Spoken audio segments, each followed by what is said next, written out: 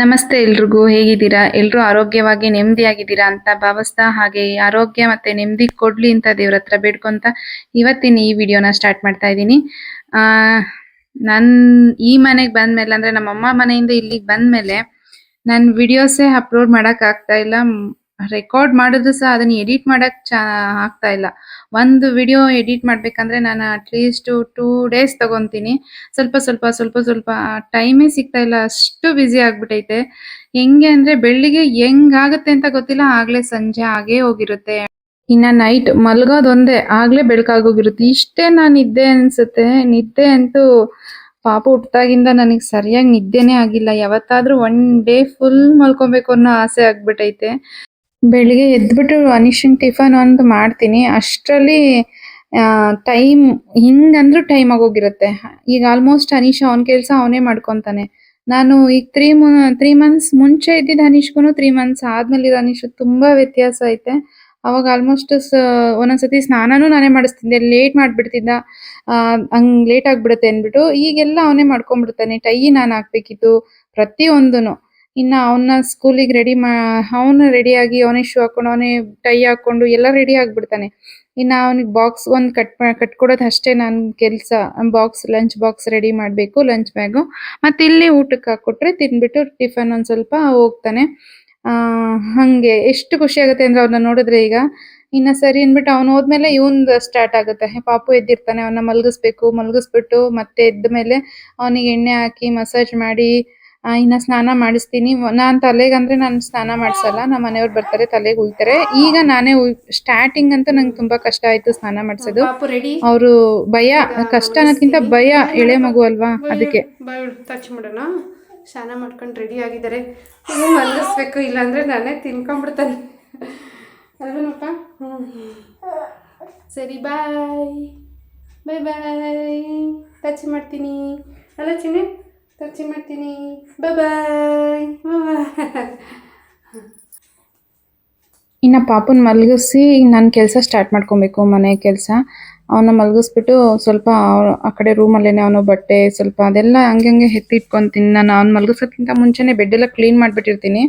ಆದ್ರೂ ಬೆಡ್ ಮೇಲೆ ಅವನ ಚಡ್ಡಿ, ಪ್ಯಾಂಟು, ಬಟ್ಟೆಗಳು, ನ್ಯಾಪ್ಕಿನ್ನು, ಕರ್ಚೀಫು, ಮೂತಿ ಒರೆಸೋದು, ಟಿಶ್ಯೂ ಈ ಥರ ಇದ್ದೇ ಇರುತ್ತೆ. ನಾನು ಬೆಡ್ ಮೇಲೆ ಕೈಗೆ ಸಿಗ್ಬೇಕಲ್ಲ, ಅರ್ಜೆಂಟಿಗೆ ಎತ್ಕೊಂಡಿದ್ದಾಗ ಎಲ್ಲಿ ಹುಡಿಕೊಂಡು ಅವನ್ನ ಎತ್ಕೊಂಡು ಎಮರ್ಜೆನ್ಸಿ ಅಂದ್ರೆ ಎಲ್ಲ ಹುಡ್ಕೋಕ್ಕಾಗಲ್ಲ ಅಂತ ಆಲ್ಮೋಸ್ಟ್ ಬೆಡ್ ಪಕ್ಕನೇ ಇಟ್ಟಿರ್ತೀನಿ ಅವನ್ನೆಲ್ಲನೂ ಕೈಗೆ ಸಿಗಂಗೆ. ಇನ್ನು ಅವನಿಗೆ ಎತ್ಕೊಂಡಿದ್ದು ಕ್ರೀಮ್ ಎಲ್ಲ ಎತ್ತಿಡೋದು ಅವನೊಂದು ಜಾಗದಲ್ಲಿ. ಮೈ ಒರ್ಸೋಕ್ಕೆ ನಮ್ಮ ಕಡೆ ನಾವು ಪಂಚಲ್ಲೇ ಒರೆಸೋದು. ಅವನಿಗೆ ಸಪ್ರೇಟ್ ಟವಲ್ ಅಂತ ಎಲ್ಲ ಇಡಲ್ಲ.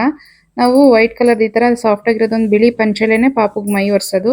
ಅದರಲ್ಲೇ ಒರೆಸಿ ಅವನದೆಲ್ಲ ಆದಮೇಲೆ ಇನ್ನು ನಾನೊಂದು ಸ್ವಲ್ಪ ತಲೆಗೆ ಎಣ್ಣೆ ಹಾಕೊಳ್ಳೋಣ, ಇವತ್ತು ಪೂಜೆ ಮಾಡೋಣ, ತಲೆಗೆ ಸ್ನಾನ ಮಾಡಿಕೊಂಡು ಅಂತ ನೀಟಾಗಿ ತಲೆಗೆ ಮಸಾಜ್ ಮಾಡಿಕೊಂಡೆ. ನೀವು ಎಣ್ಣೆ ಹಾಕಿ ಬಿಡೋದಿಲ್ಲ ನಾನು, ಯಾಕೆಂದರೆ ಶೀತ ಆಗಿಬಿಡುತ್ತೆ ಅಂತ ಅಂದ್ಬಿಟ್ಟು.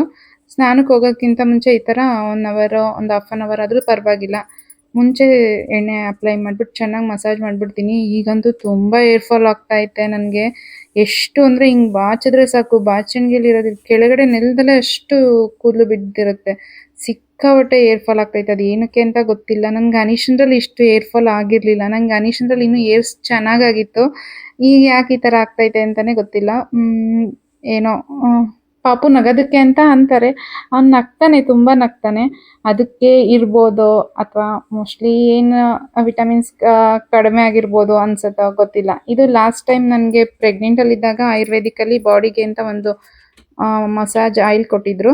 ಸ್ನಾನಕ್ಕೆ ಮುಂಚೆ ಆಯಿಲ್ ಅಪ್ಲೈ ಮಾಡ್ಕೊಂಡು ಸ್ನಾನ ಮಾಡಿ ಅಂತ ಅಂದ್ಬಿಟ್ಟು ಅದನ್ನ ಒಂದು ಸ್ವಲ್ಪ ಫೇಸ್ಗೆಲ್ಲ ಅಪ್ಲೈ ಮಾಡ್ತಾ ಇದ್ದೀನಿ. ಈ ಶೀತ ಇರೋದ್ರಿಂದ ಅವರು ಶೀತ, ಈ ಮೈಕೈ ನೋವು ಕಡಿಮೆ ಆಗುತ್ತೆ ಬಾಡಿ ಫುಲ್ ಅಪ್ಲೈ ಮಾಡಿದ್ರೆ ಅಂತ ಹೇಳಿದ್ರು. ನಂಗೆ ಅಷ್ಟು ಟೈಮೇ ಸಿಗಲ್ಲ ಇವಾಗ. ಸುಮ್ಮನೆ ಕೈಗೆ ಕಾಲಿಗೆ ಆ ಥರ ಹಾಕ್ಕೊಂಡು ಸ್ನಾನಕ್ಕೆ ಮಾಡ್ಕೊಂಬಿಡ್ತೀನಿ. ಮುಂಚೆ ಅಪ್ಲೈ ಮಾಡಿಬಿಟ್ಟಿರ್ತೀನಿ.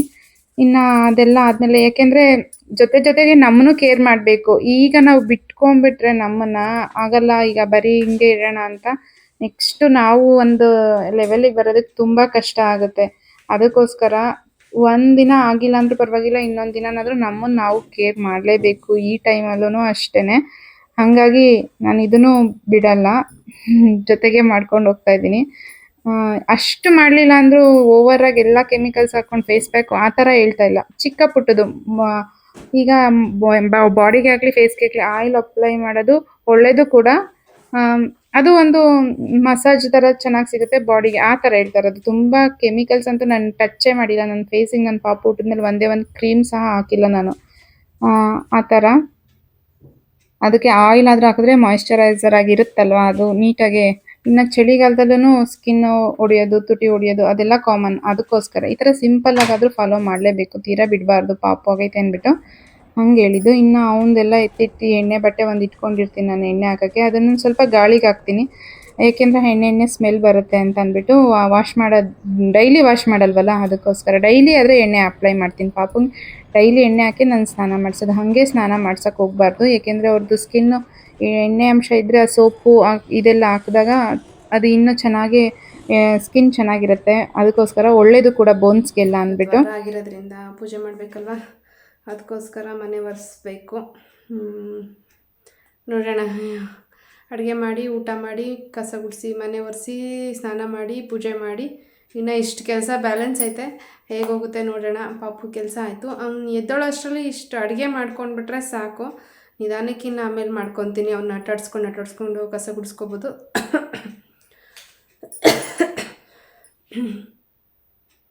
ಇಲ್ಲಿಗೆ ಬಂದಮೇಲೆ ಸ್ವಲ್ಪ ಕೋಲ್ಡು ಕಾಫು ಜಾಸ್ತಿ ಆಗಿಬಿಟ್ಟೈತೆ. ಅಡ್ಜಸ್ಟ್ ಫಸ್ಟು ನೀರು ಮುಟ್ಟಿದ್ಮೇಲೆ ತಣ್ಣೀರು ಮುಟ್ಟಿದ್ಮೇಲೆ ಅದೆಲ್ಲ ಹಾಗೆ ಆಗುತ್ತೆ, ಕಾಮನ್ನು.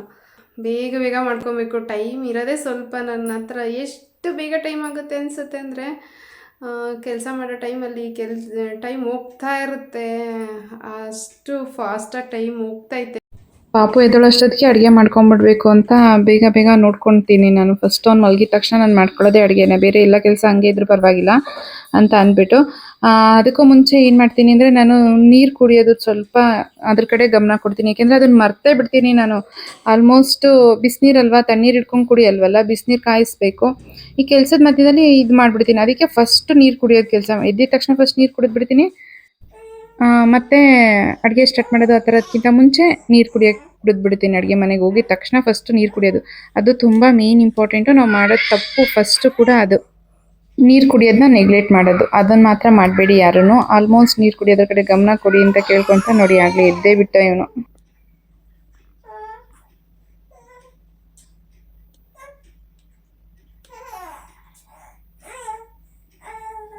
ನೋಡಿ, ಮಲಗಿಸಿ ತರಕಾರಿ ಕಟ್ ಮಾಡ್ಕೊಳ್ಳೋಷ್ಟೊತ್ತಾಗಲೇ ಇದ್ದಿದ್ದಾನೆ. ಇದೊಂದು ಬೇಗ ಎದ್ದು ಬಿಡ್ತಾನೆ, ಮಲ್ಕೊಳ್ಳೋದೇ ಇಲ್ಲ. ಮಲಗಿಸಿ ಅಡುಗೆ ಮಾಡೋಷ್ಟಕ್ಕೆ ಟೈಮ್ ಹೋಗ್ಬಿಡುತ್ತೆ. ಹಿಂಗೆ ಏನೂ ಮಾಡೋಕ್ಕಾಗಲ್ಲ. ಅಂದೇ ಇರೋ ನೀನದೇ ಬರುತ್ತೆ.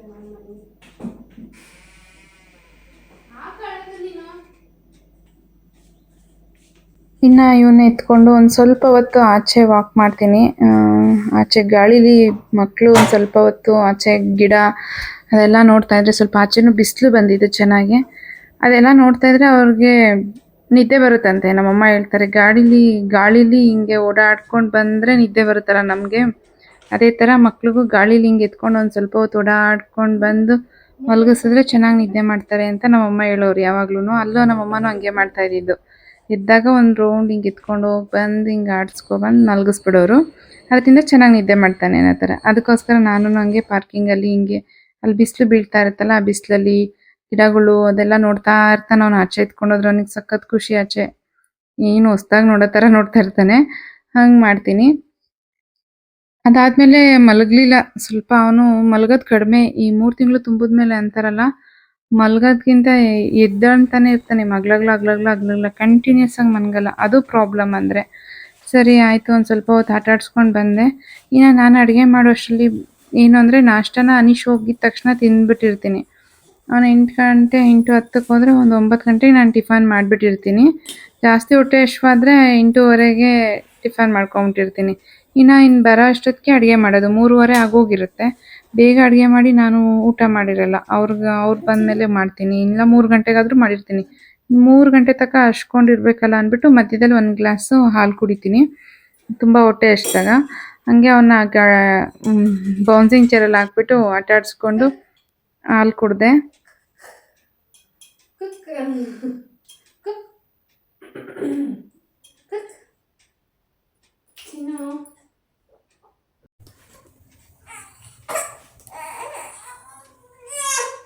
ಯಾಕೆ ಅಳೋದು? ಒಂದು 5 ನಿಮಿಷ ಆದ್ರೂ ಇರೋಕ್ಕಾಗಲ್ವಾ? 5 ನಿಮಿಷ ಇರೋಕ್ಕಾಗಲ್ಲ ಅಂತಂದ್ರೆ ಯಾಕೆ?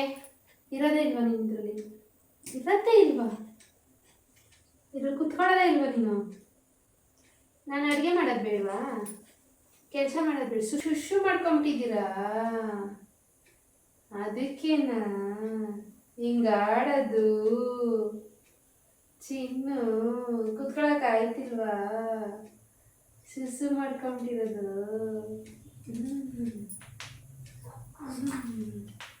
ಬಾ ಬಾ ಎತ್ಕೋತೀನಿ, ಬಾ ಎತ್ಕೋತೀನಿ, ಬಾ ಬಾ ಬಾ ಬಾ ಚಿನ್ನಿ. ಅಷ್ಟೇ ಆಗ್ಲೇ ನಿದ್ದೆ ಬಂದ್ಬಿಡ್ತು. ಇನ್ನು ನನ್ನ ವ್ಯೂವರ್ಸ್ ಕಮೆಂಟ್ ಮಾಡಿದ್ರು, ನಾನು ಪಾಪು ಇದೆ ಈಗ ಹೋಗ್ಬೇಕು ಅಂತ. ನಮ್ಮಮ್ಮ ಮನೆಯಿಂದ ಬಂದಿದ್ದ ವಿಡಿಯೋಗೆ ಅವ್ರನ್ನ ನೆನ್ಸ್ಕೊತಾ ಇರ್ತೀನಿ, ಇನ್ನು ಅವ್ರು ಹೋಗಿ ಹೆಂಗ್ ಮಾಡ್ಕೊತಾರಪ್ಪ ಅಂತ ನಾನು. ಹಿಂಗೆ ಇವ್ರ ಕತೆ ಎತ್ಕೊಂಡು ಓಡಾಡಿದ್ರೆ ಸುಮ್ಮನೆ ಇರ್ತಾರೆ, ಇಲ್ಲ ಅಂದರೆ ನಾನೇ ತಿಂದ್ಬಿಡ್ತಾರೆ. ನಿದ್ದೆ ಬಂದೈತೆ, ಮತ್ತೆ ಮಲಗಿಸ್ಬೇಕು. ನೋಡೋಣ ಮಲ್ಕತಾನ. 5 ನಿಮಿಷಕ್ಕೂ ಇದಂತ ಅರ್ತಾನೆ. ತೀಟೆ ಆಗ್ಬಿಟ್ಟಿದ್ದಾನೆ. ಇನ್ನು ಅಷ್ಟೇ ಅವನ್ನ ಮಲಗಿಸ್ಬಿಟ್ಟು ಬೇಗ ಬೇಗ ಕೆಲಸ ಮಾಡ್ಕೊಂಡ್ಬಿಟ್ಟೆ, ಅಡುಗೆ ಮಾಡಿಕೊಂಡು. ಇನ್ನು ನಾನು ಅದನ್ನೆಲ್ಲ ರೆಕಾರ್ಡ್ ಮಾಡೋಕ್ಕೆ ಹೋಗಲಿಲ್ಲ. ಏನಂದರೆ ರೆಕಾರ್ಡ್ ವಿಡಿಯೋ ಮಾಡೋಕ್ಕೆ ಹೋದರೆ ಸ್ವಲ್ಪ ಲೇಟ್ ಆಗಿಬಿಡುತ್ತೆ. ಅದಕ್ಕೋಸ್ಕರ ಇನ್ನು ಟೈಮ್ ಆಗಿತ್ತಲ್ವ ಊಟಕ್ಕೆ ಅಂದ್ಬಿಟ್ಟು ಕೆಲಸ ಎಲ್ಲ ಮುಗಿಸ್ಕೊಂಡು ಅಡುಗೆ ಎಲ್ಲ ಮಾಡಿ ಊಟ ಮಾಡಿ ಸಂಜೆ ಸ್ನಾನ ಮಾಡಿ ನಾನು ಎಷ್ಟೊತ್ತಾದರೂ ಪೂಜೆ ಮಾಡಿಬಿಡ್ತೀನಿ. ನಾನು ತುಂಬ ಚಿಕ್ಕ ಹುಡುಗಿಯಿಂದ ತುಂಬ ಇಷ್ಟಪಟ್ಟು ನನ್ನ ಬುದ್ಧಿ ಬಂದಾಗಿಂದ ಮಾಡೋ ಕೆಲಸ ಅಂದರೆ ನನ್ನ ದೇವ್ರ ಪೂಜೆ ಮಾಡೋದು. ತುಂಬ ಎಂಜಾಯ್ ಮಾಡ್ಕೊಂಡು ಮಾಡ್ತೀನಿ. ಮುಗಿಸ್ಕೊಂಡೆ. ಹೇಗಿತ್ತು ಅಂತ ಕಮೆಂಟ್ ಮಾಡಿ ಹೇಳಿ. ಇನ್ನು ಸಂಜೆ ಬಟ್ಟೆ ಎಲ್ಲ ಮಡ್ಚಿಕ್ಕೋದು, ಈ ಥರ ಕೆಲಸ. ಅವನು ಓದಿಸ್ಕೋಬೇಕು ಅನೀಶನ, ಅವನ ಜೊತೆ ಇವನ್ನ ಆಟಾಡಿಸ್ಕೊಂಡು ಬಟ್ಟೆ ಮಡ್ಚಿಕ್ಕೋದು, ಇವನಿಗೆ ನಿದ್ದೆ ಬಂದಾಗ ಹೋಗಿ ಮಲಗಿಸೋದು, ಎತ್ಕೊಂಬಂದು ಇಲ್ಲಿ ಹಾಕ್ಕೊಂಡು ಕೆಲಸ ಮಾಡ್ಕೊಳ್ಳೋದು. ಈ ಥರ ಕಂಟಿನ್ಯೂ ಆಗುತ್ತೆ.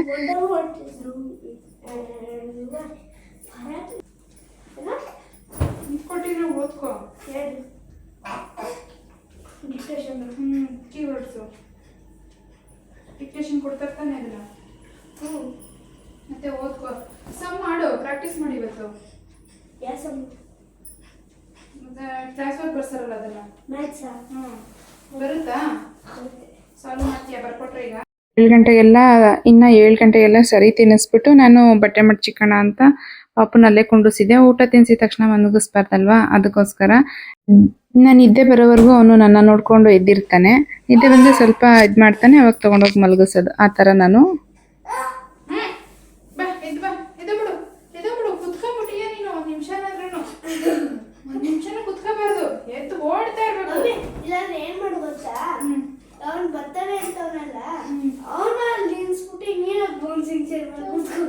ನಾನೇ ಬೌನ್ಸಿಂಗ್ ಚೇರ್ ಕೂತ್ಕೊತೀನಿ, ನೀನೇ ಬಂದು ನಿಂತ್ಕೊಂಡ್ಬಿಟ್ಟು ಕೆಲಸ ಮಾಡ್ಬಿಡಪ್ಪ. ನಿಮ್ಮ ಅಣ್ಣ ಹೇಳ್ತಾನೆ ಮಾಡಂಗೆ ಮಾಡ್ತೀಚಿನ. ನಿಮ್ಮ ಬಟ್ಟೆ ಎಲ್ಲ ಇದ್ರೊಳಗಡೆನೇ ಇನ್ನು ಮಡ್ಚಿಲ್ಲ. ನೀವು ಹಿಂಗೆ ಆಡಿದ್ರೆ ಯಾರು ಟಚಿ ಮಾಡ್ತೀರಾ? ಜಾಸ್ತಿ ಹೊತ್ತೈತೆ ಅವ್ರಿಗೆ. ಪಾಪು ಎದ್ದರೆ ಕರೆಕ್ಟಾಗಿ 1 ಅವರ್ ಎದ್ದಿರ್ತಾನೆ. ಅದಾದಮೇಲೆ ಅವನಿಗೆ ನಿದ್ದೆ ಬಂದುಬಿಡುತ್ತೆ. ನಿದ್ದೆ ಬಂದುಬಿಟ್ರೆ ಅವನು ಸ್ವಲ್ಪ ಈಗ ಸೌಂಡ್ ಮಾಡ್ತಾನೆ. ಆ ಥರ ಅಳಲ್ಲ. ಅದು ನಂದು ಪುಣ್ಯ, ಅಳಲ್ಲ ಅವನು, ಅಷ್ಟು ಅಳಲ್ಲ. ತುಂಬ ನಗ್ನಗ್ತಾ ಇರ್ತಾನೆ. ಅದು ನನಗೆ ಈಗ ಸ್ವಲ್ಪ ಸಪೋರ್ಟ್. ಅಂದರೆ ಅದು ಇಲ್ಲಿ ತುಂಬ ಅಳೋದಾದರೆ ಈ ಕೆಲಸದ ಮಧ್ಯದಲ್ಲಿ ತುಂಬ ತಲೆನೋವು ಬಂದುಬಿಡುತ್ತೆ. ತುಂಬ ಒಂಥರ ಫ್ರಸ್ಟ್ರೇಷನ್ ಅಂತಾರಲ್ಲ, ಆ ಥರ ಆಗಿಬಿಡುತ್ತೆ. ಅದಕ್ಕೋಸ್ಕರ ಅಳೋದಿಲ್ಲ. ಅದು ಮೇಯ್ನ್ ಇಂಪಾರ್ಟೆಂಟ್. ಮಕ್ಕಳು ಹತ್ರ ತುಂಬ ಅದು. ಇನ್ನು ಸರಿ ತಿನ್ನಿಸೋ ವಿಷಯಕ್ಕೆ ತುಂಬ ಜನ ತುಂಬ ಕಮೆಂಟ್ ಮಾಡಿದ್ರಿ, ತಿನ್ನಿಸ್ಬಾರ್ದು 6 ಮಂತ್ಸ್ವರೆಗೂ ಅಂತ. ಹೌದು, ಕರೆಕ್ಟ್ ಇರ್ಬೋದು. ನಂಗೆ ಗೊತ್ತಿಲ್ಲ ಅದ್ರ ಬಗ್ಗೆ. ಯಾಕೆಂದರೆ ನಮಗೆ ತಿನ್ಸಿರೋದು ಕೂಡ ನಮ್ಮಮ್ಮ, ನಮ್ಮ ಅಜ್ಜಿ ಸಾಕೊಟ್ಟಿರೋದು ನಮಗೆಲ್ಲ 3 ತಿಂಗಳಿಂದ ಸರಿ ತಿನ್ನಿಸಿದ್ದಾರೆ. ನಮ್ಮಮ್ಮವ್ರನ್ನ ನಮ್ಮ ಅಜ್ಜಿ ಸಾಕಿರೋದು ಕೂಡ ಹಂಗೇನೆ. ನಮ್ಮ ಅಜ್ಜಿ ಅವರೆಲ್ಲ ನಮ್ಮೂರ ಕಡೆ ಆಲ್ಮೋಸ್ಟ್ ಎಲ್ಲರೂ ನಾವು 3 ತಿಂಗಳಿಂದ ಸರಿ ತಿನ್ಸಕ್ಕೆ ಸ್ಟಾರ್ಟ್ ಮಾಡಿಬಿಡ್ತಾರೆ. ಅದಕ್ಕೋಸ್ಕರ ನನ್ನ ಕೇಳಿದ್ದಕ್ಕೋಸ್ಕರ ನೀವು ಮಾಡಿರ್ತೀರಾ ಅಕ್ಕ, ಯಾವ ಥರ ಮಾಡ್ತೀರಾ ಅಂತ ಕಮೆಂಟಲ್ಲಿ ಕೇಳಿದ್ದಕ್ಕೋಸ್ಕರ ಯೂಸ್ ಆಗುತ್ತೆ ಅಂತ ಮಾಡಿದೆ. 6 ತಿಂಗಳಿಂದ ತಿನ್ಸೋರು ಅದೇ ಪ್ರೊಸೀಜರ್ನ ಫಾಲೋ ಮಾಡಿ ನಾವು 3 ತಿಂಗಳಿಂದ ತಿನ್ನಿಸ್ತೀವಿ. ಮತ್ತು ಇದು ನಮ್ಮ ಮನೇಲಿ ನಮ್ಮಮ್ಮ ಸಾಕಿರೋದು 4ನೇ ಪಾಪು ನಾನು ಕಂಡಂಗೆ. ಅಲ್ಲಿಂದನೂ ನಾವು ಇದೇ ಥರನೇ ಮಾಡ್ಕೊಂಬಂದಿರೋದು. ಯಾರಿಗೂ ಯಾವ ಥರನೂ ಪ್ರಾಬ್ಲಮ್ ಆಗಿಲ್ಲ. ನನ್ನ ಫಸ್ಟ್ನೇ ಬೇಬಿ ಇವನು ಆಗಿದ್ದಿದ್ರೆ ನಾನು ಹೇಳ್ತಾನೆ ಇರಲಿಲ್ಲ ನಾನು ಯಾರಿಗೂ ಕೂಡ. ನಾವು ತಿನ್ನಿಸಿ ಚೆನ್ನಾಗಿರೋದ್ರಿಂದ ತಿನ್ನಿಸ್ಬೋದು, ಏನೂ ಪ್ರಾಬ್ಲಮ್ ಆಗಲ್ಲ. ಅಂದರೆ 2 ಮನ್ಸು ಇಟ್ಕೊಂಡು ಏನೂ ಮಾಡೋಕ್ಕೆ ಹೋಗಬೇಡಿ. ಎಲ್ಲ ಮಾಡಂಗಿದ್ರೆ ಆಗುತ್ತೆ ಗೊತ್ತು ಅನ್ನೋ ಥರ ಮಾಡಂಗಿದ್ರೆ ಮಾಡಿ ಅಂತಲೇ ಹೇಳೋಕ್ಕೆ ಇಷ್ಟಪಡ್ತೀನಿ. ತಪ್ಪೇನೂ ಇಲ್ಲ. ಅದರಲ್ಲಿ ನನಗಿಬ್ರು ಕಮೆಂಟ್ ಮಾಡಿದ್ರು, ತಪ್ಪೇನಿಲ್ಲ, ನಮ್ಮ ಕಡೆನೂ ಈ ಥರ ಮಾಡ್ತೀವಿ, ದೊಡ್ಡವರೆಲ್ಲ ಹಿಂಗೆ ತಿನ್ನಿಸ್ತಾ ಇದ್ರು, ದೊಡ್ಡವ್ರು ಏನೇ ಮಾಡಿದ್ರು ಒಂದು ರೀಸನ್ ಇರುತ್ತೆ, ಸರಿ ಅಂತ ಹೇಳಿದ್ರು. ಅದು ನನಗೆ ಖುಷಿ ಆಯಿತು. ಸೇಮ್ ನನ್ನ ಮೈಂಡ್ ಸೆಟ್ಟಲ್ಲಿ ಕಮೆಂಟ್ ಮಾಡಿದ್ರಲ್ಲ, ಅದು ಖುಷಿ ಆಯಿತು. ಅಂದರೆ ಇವರು ಸಹ ಏನೋ ಇದ್ರ ಥರ ಹೇಳಿಲ್ಲ, ಒಂದು ಇನ್ಫ್ಲೂಯೆನ್ಸ್ ಏನು ಚೆಕ್ ಮಾಡಿ ಒಂದು ಕನ್ಸರ್ನಿಂದ ಹೇಳಿದ್ರು ನನಗೆ. ಸರಿ ಅಂತ ಹೇಳ್ಬಿಟ್ಟು ಅದಕ್ಕೋಸ್ಕರ ಅದೊಂದು ಹೇಳಬೇಕಿತ್ತು. ತಿನ್ಸೋರು 3 ತಿಂಗಳಿಂದ ತಿನ್ನಿಸಿ, ಇಲ್ಲಾಂದರೆ 6 ತಿಂಗಳಿಂದ ಕಂಟಿನ್ಯೂ ಮಾಡೋರು ಮಾಡಿ. ಹಾಗೆ ತುಪ್ಪ ಖಾಲಿ ಆಗೋಗಿತ್ತು ಅನೀಶಿಗೆ. ನಮ್ಮ ಪಾಪುಗೆ ನಮ್ಮಮ್ಮ ಕೊಟ್ಟು ಕಳಿಸಿದ್ರು. ಅನೀಶಿಗೆ ತುಪ್ಪ ಇರಲಿಲ್ಲ. ಇದಕ್ಕೂ ಮುಂಚೆ ಹೇಳಿದ್ನಲ್ಲ, 3 ತಿಂಗಳು ಮುಂಚೆ ನಾನು ಪ್ರೆಗ್ನೆಂಟ್ ಇದ್ದಾಗಿದ್ದಿದ್ದು ಅನೀಶು ತುಪ್ಪ ಇಲ್ದಲೆ ಆ ಊಟ ತಿಂದಾನೆ ಇರಲಿಲ್ಲ. ಅವನು ಏನೇ ಆಗಲಿ ನಂಗೆ ಗೊತ್ತಿಲ್ಲ ಮಾಡಬೇಕಂತ ಹತ್ಕೊಂಡೇ ಕುತ್ಕೊಂಡ್ಬಿಟ್ಟಿರೋನು, ಇಲ್ಲಾಂದರೆ ತಿಂತಾನೆ ಇರಲಿಲ್ಲ. ಈಗ ಹಂಗಲ್ಲ, ಅವನು ತುಪ್ಪ ಇಲ್ದಲೇನೂ ತಿಂತಾನೆ. ಒಂದು 3 ದಿನ ಹಾಗೆ ಮುಂದಕ್ಕೆ ಹೋಗಿತ್ತು. ಅದಕ್ಕೋಸ್ಕರ ಕಾಯಿಸ್ಬಿಡೋಣ ಅಂತ ಟೈಮ್ ಇತ್ತು. ಅಡುಗೆ ಸ್ವಲ್ಪ ಮಧ್ಯಾಹ್ನನೇ ಮುಗ್ದಿರೋದ್ರಿಂದ ಆ ತುಪ್ಪನೂ ಕಾಯಿಸ್ಕೊಂಡೆ ಅದ್ರ ಜೊತೆಗೆ.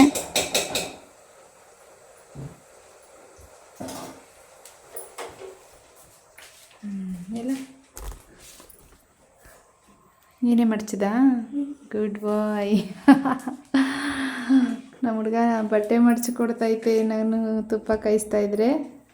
ನೀನು ನೀಟಾಗಿ ಮಡ್ಚಕ್ಕೆ ಬರಲ್ಲ ನೀಶು. ಬಟನೇನು ಹಾಕ್ಬಿಡ ತೆಗಿ, ಯಾಕೆ ಅವ್ರು ಮತ್ತೆ ಬಿಚ್ಬಿಟ್ಟು ಹಾಕೋಕ್ಕಾಗತ್ತಾ? ಐರನ್ ಮಾಡುವಾಗಿಲ್ಲ, ಅದು ಸಪ್ರೇಟಲ್ಲಿ ಇಡು. ನಿಂದು ನೀಟಾಗಿ ಮಡ್ಚಿಲ್ಲ ನೀನು.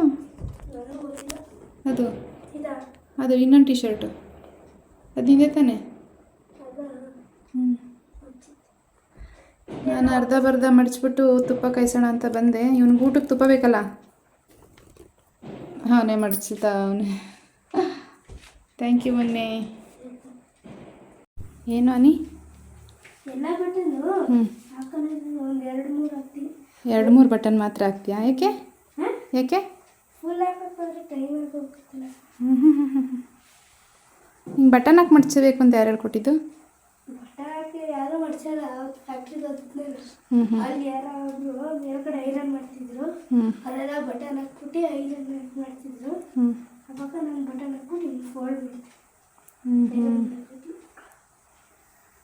ಇದು ನಮ್ಮ ಹುಡುಗನ ಕತೆ.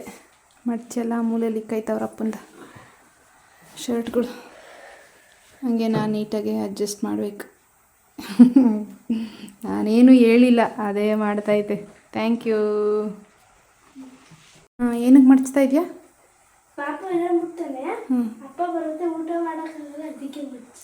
ಅದಕ್ಕೆ ಮಡಿಸ್ಕೊಟ್ಟ. ಅಯ್ಯೋ ಅಯ್ಯೋ, ನನ್ನದು ಬಂಗಾರ ನೀನು. ನನ್ನ ದೊಡ್ಡ ಬಂಗಾರ.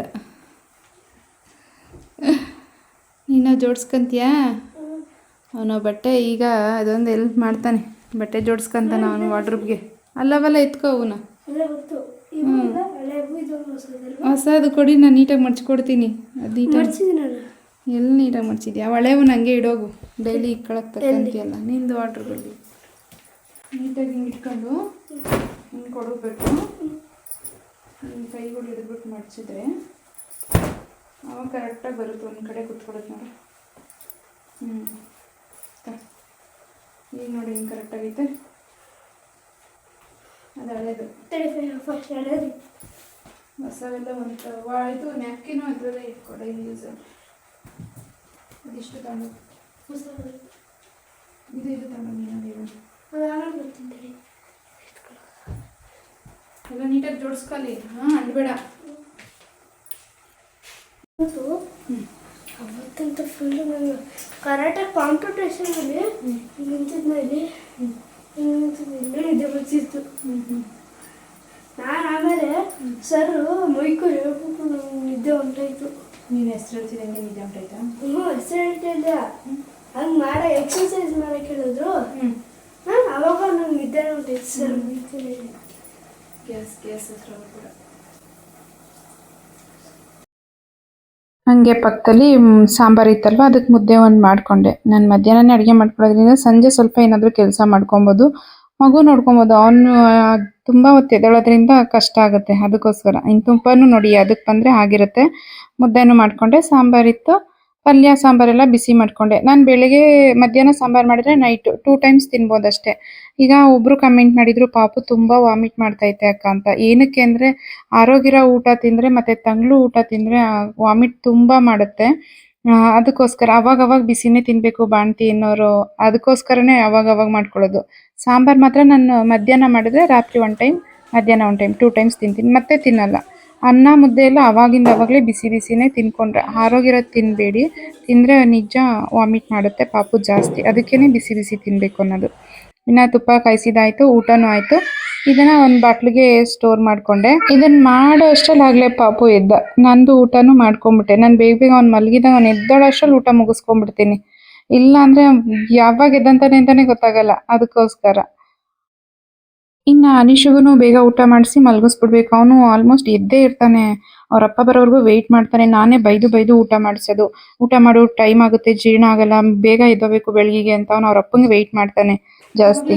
ಈಗ ಒಂದು ಸ್ವಲ್ಪ ಹೊತ್ತು ಟಿ ವಿ ನೋಡ್ತೀನಿ ಅಂದ, ಅಷ್ಟರಲ್ಲಿ ಪಾಪುನೇ ಎದ್ದ. ಅವನ ಜೊತೆ ಕುತ್ಕೊಂಡು ಒಂದು ಸ್ವಲ್ಪ ಹೊತ್ತು ಮಾತಾಡ್ಬಿಟ್ಟು ಹಂಗೆ ಮಲಗಿಸೋಣ ಅಂತ ಕುತ್ಕೊಂಡ್ವಿ. ಅಮ್ಮಂಗೆ ಅಮ್ಮನ ಮನೆ ಐತಲ್ಲ ಅಲ್ಲೆಲ್ಲ ಬಿಡಿಸ್ಬಿಟ್ಟು ಒಂದು ದೊಡ್ಡ ಅಪಾರ್ಟ್ಮೆಂಟ್ ಕಟ್ಟಿಸ್ತೀನಿ ಯಾರಿಗೆ? ಅಮ್ಮಂಗೆ. ಅಮ್ಮ ಓನರು ಬೇರೆಯವರೆಲ್ಲ ಬರ್ತಾರೆ, ಅದಾದ್ಮೇಲೆ ದುಡ್ಡು ಕೊಡ್ತಾರೆ ಅಮ್ಮಂಗೆ. ಆಮೇಲೆ ಟಿವಿ ನೋಡ್ತೀರಾ ನೋಡ್ರೆ? ಆಮೇಲೆ ನೋ ನೋ ನಿಂಗೆ ಡ್ರೆಸ್ ಕೊಡಿಸ್ತೀನಿ, ಟಿವಿ ನೋಡಂಗಿಲ್ಲ. ನಿಂಗೆ ಹೊಸ ಹೊಸ ಡ್ರೆಸ್ ಕೊಡಿಸ್ತೀನಿ, ಅಮ್ಮಂಗೆ ಮನೆ ಐಟಮ್ ಎಲ್ಲ ಕೊಡಿಸ್ತೀನಿ, ವಯಸ್ಸಿಗೆ ಬಟ್ಟೆ ಕೊಡಿಸ್ತೀನಿ, ನಾನು ತಗೊತೀನಿ, ಅಪ್ಪಂಗೆ ಕೊಡಿಸ್ತೀನಿ, ಎಲ್ಲರಿಗೂ ಕೊಡಿಸ್ತೀನಿ. ಬೈರಂಗನ ಬೆಲ್ಟು, ಒಂದಿದು ಬಟ್ಲು ಐತಲ್ಲ ಹಳೇದು, ಅದು ಹೊಸದಲ್ಲ ನಾಯಿಗಳು ತಿಂತಾವಲ್ಲ ರೆಡ್ ಕಲರ್, ಅಲ್ಲಿ ಬೈರ ಹೆಸರು ಹಾಕಿಸ್ಬಿಟ್ಟು ಅದಕ್ಕೆ ನಾಯಿ ತಿನ್ನೋದು ತರ್ತೀನಿ. ಆಮೇಲೆ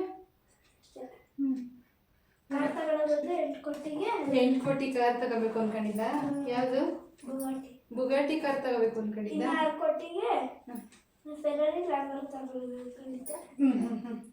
ಅದು ಬಿಟ್ಟು ಅದರ ಚಿಕ್ಕ ಕಾರ್ ತಗೊಂಡು ಇವೆಲ್ಲ ಕೊಡಿಸ್ತಾನಂತೆ ನಮಗೆ. ಮತ್ತೆ ಹಸುಗಳಿಗೆ ಒಂದು ಮನೆ. ಹಸುಗಳು ಅಮ್ಮನ ಫಿಂಗರ್ ಪ್ರಿಂಟ್ ಇಕ್ಕಿದ್ರೆ ಮಾತ್ರ ಡೋರ್ ಓಪನ್ ಆಗುತ್ತೆ. ಹಸುಗಳ್ದು ಹಸುಗಳ ಮನೆ ನಿಮ್ಮ ಅಮ್ಮನ ಫಿಂಗರ್ ಪ್ರಿಂಟ್ ಇಕ್ಕಿದ್ರೆ ಮಾತ್ರ ಓಪನ್ ಆಗುತ್ತೆ. ಅಮ್ಮನ ಮನೆ ಗೊತ್ತಾ, ಅಪಾರ್ಟ್ಮೆಂಟ್ ಐತೆ, ಅದು ಅಷ್ಟೇ.